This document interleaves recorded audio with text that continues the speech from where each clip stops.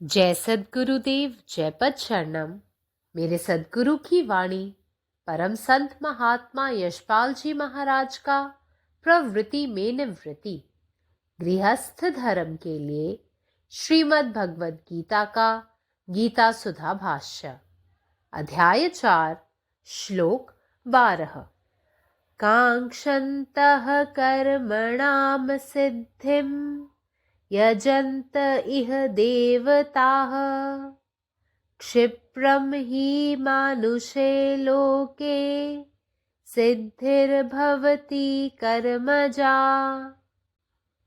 और जो मेरे को तत्व से नहीं जानते हैं, वे पुरुष अपने मन में अनेक प्रकार की कामनाएं रखकर उचित विधियों और विधानों के अनुसार अपनी पसंद के अनेक देवताओं और देवियों की आराधना करते हैं।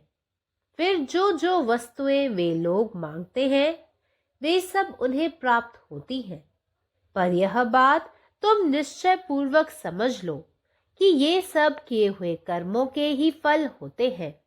वास्तव में यह बात निसंदेह है कि कर्मों के सिवा यहाँ न कोई और देने वाला है और न कोई लेने वाला है।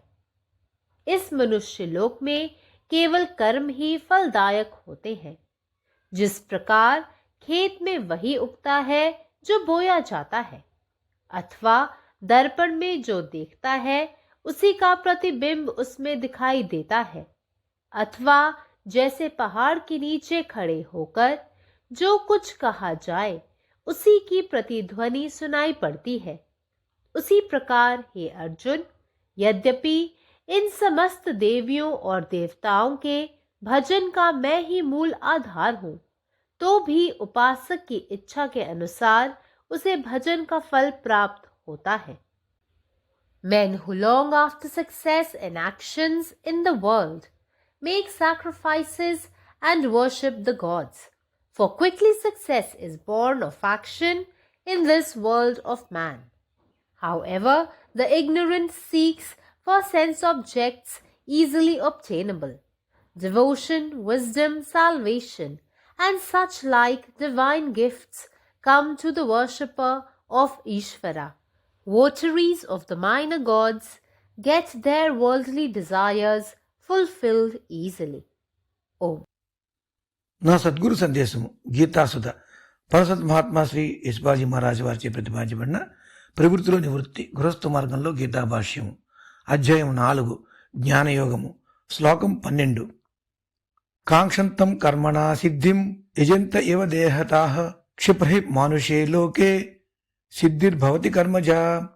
ఎవరైతే తత్వం ద్వారా నన్ను తెలుసుకున్నారో ఆ పురుషులు తమ మనసులో అనేక విధములైన కోరికను నిలుపుకొని ఉచిత విధి విధానములను అనుసరించి తమకు నచ్చిన అనేక దేవీ దేవతలను ఆరాధించుచున్నారు. తర్వాత ఏ వస్తువులను వారు వాంఛించుచున్నారో అవన్నీ వారికి లభించుచున్నవి. అయితే నిశ్చయపూర్వకముగా నీవు తెలుసుకోవలసిన విషయం ఏమనగా, చేయబడిన కర్మలన్నిటికీ ఫలితం ఉంటుంది. వాస్తవానికి నిస్సందేహమైన విషయం ఏమనగా, కర్మలు తప్ప ఇక్కడ ఇచ్చేవాడు లేడు, పుచ్చుకునేవాడు లేడు. ఈ మానవ లోకమునందు కేవలము కర్మ మాత్రమే ఫలదాయకమైనది. ఏ ప్రకారముగా ఏది పొలములో నాటబడినో అదే మొలకెత్తునట్లు, లేదా దర్పణములో ఏ వస్తువును చూస్తామో ఆ వస్తువు యొక్క ప్రతిబింబమే ఆ దర్పణములో మనకు కనిపిస్తూ ఉండినట్లు, లేదా కొండ కింద నిలబడి ఏదైతే చెప్పబడినో దాని ప్రతిధ్వనే తిరిగి ఎలా మనకు వినిపిస్తుందో అదే విధముగా హే అర్జున, సమస్త దేవీ దేవతల పూజలకు ఆరాధనలకు మూలాధారుడు నేనే అయినప్పటికీ కూడా ఉపాసకుల ఇచ్ఛను అనుసరించి వారి పూజలకు ఫలితం లభించుచున్నది. పరమాత్మ నీవే ఉన్నావు, నీ ఇష్టమే నెరవేరాలి. జయ సద్గురుదేవ్, జయ శరణం. സദ്ഗുരുവിൻ്റെ സന്ദേശം അധ്യായം 4 ശ്ലോകം 12. ഭഗവാൻ ശ്രീകൃഷ്ണൻ അർജുനനോട് തുടർന്നും പറയുന്നു, എന്നെ യഥാർത്ഥ രൂപത്തിൽ അറിയാത്തവർ അവരുടെ മനസ്സിൽ വിവിധ ആഗ്രഹങ്ങൾ സൂക്ഷിക്കുകയും ശരിയായ ആചാരങ്ങളും നിയമങ്ങളും അനുസരിച്ച് അവർ തിരഞ്ഞെടുത്ത ദേവീദേവന്മാരെ ആരാധിക്കുകയും ചെയ്യുന്നു. അപ്പോൾ അവർ ആവശ്യപ്പെടുന്നതിനനുസരിച്ച് അവർക്ക് ഫലം ലഭിക്കുന്നു. എന്നാൽ ഇതെല്ലാം നിങ്ങളുടെ പ്രവൃത്തിയുടെ ഫലങ്ങളാണെന്ന് നിങ്ങൾ തീർച്ചയായും മനസ്സിലാക്കണം.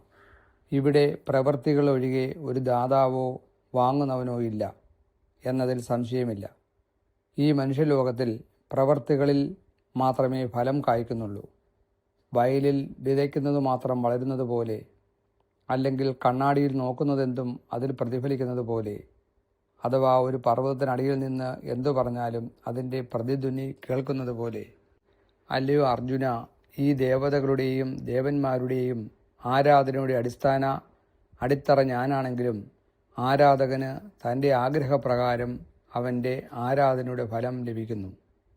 പരമാത്മാവ് നീ തന്നെ, നിന്റെ ഇഷ്ടം പൂർണ്ണമാകട്ടെ. ജയ് സദ്ഗുരുദേവ്, जय पदशरणम. जय गुरुदेव, जय पदशरणम. अध्याय 4 श्लोक 12.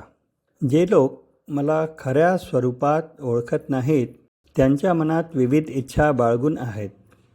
ते योग्य विधी आणि संस्कारानुसार त्यांच्या आवडीच्या देवदेवतांची पूजा करतात. नंतर त्यांना जे काही मागायचे आहे ते त्यांना मिळते. परंतु तुम्ही हे निश्चितपणे समजून घेतले पाहिजे, हे सर्व केलेल्या कर्माचे फळ आहे. खरंच येथे कर्माशिवाय कोणीही देणारा किंवा घेणारा नाही, यात शंका नाही. या मानवी जगात फक्त कर्मच फळे देतात. ज्याप्रमाणे शेतात जे पेरले जाते किंवा आरशात जे काही दिसते तेच त्यात प्रतिबिंबित होते, किंवा ज्याप्रमाणे डोंगराखाली उभे राहून जे काही सांगितले जाते त्याचे प्रतिध्वनी ऐकू येते. त्याचप्रमाणे हे अर्जुना, जर मी या सर्व देवी देवतांच्या उपासनेचा मूळ पाय आहे, तरीही उपासकाला त्याच्या इच्छेनुसार उपासनेचे फळ मिळते. जय गुरुदेव. कांक्षन्तः कर्मणां सिद्धिं यजन्त इह देवता क्षिप्रिम ही मानुषे लोके सिद्धिर्भवति कर्मजा. जे हमर तत्व के नहीं जानैत अछि, ओहि मनुखक कै रंग के कामना रहैत अछि, आ ओ अपन पसिन के बहुत देवी देवताक उचित विधि विधान सँ आराधना करैत अछि. जे वस्तु ओ मांगैत अछि से सब वस्तु ओकरा भेटैत अछि. मुदा अहाँ ई निश्चिते बुझू, ई सब तऽ ओकरे कर्मक फल छै. एतऽ वास्तव में ने कोनो दोसर देनिहार अछि आ ने लेनिहार. मनुख लोक में फल तऽ केवल कर्मे दैत अछि. खेत में जे बिया पड़ैत अछि सएह उगैत अछि. दर्पण में जे देखऽ जाइत अछि तकरे प्रतिबिंब दिखाई पड़ैत अछि. पहाड़ के नीचाँ ठाढ़ भऽ जे शोर पारैत अछि तकरे प्रतिध्वनि घूरि आबैत अछि. तहिना हे अर्जुन, ओना तऽ सब देवी देवताक उपासनाक मूल आधार हमही छी. तथापि उपासकक इच्छा अनुसार ओहि भजन के फल ओहि रूप में हुनका भेटैत छनि. अखिल भारतीय संतमत सत्संग, पंजीकृत दिल्ली, मुख्यालय B20 CC colony, Rana Pratap Bagh के सामने, दिल्ली. सत्संग आश्रम संत यशरूप तपोभूमि परिसर, अनंगपुर, जिला फरीदाबाद, हरियाणा.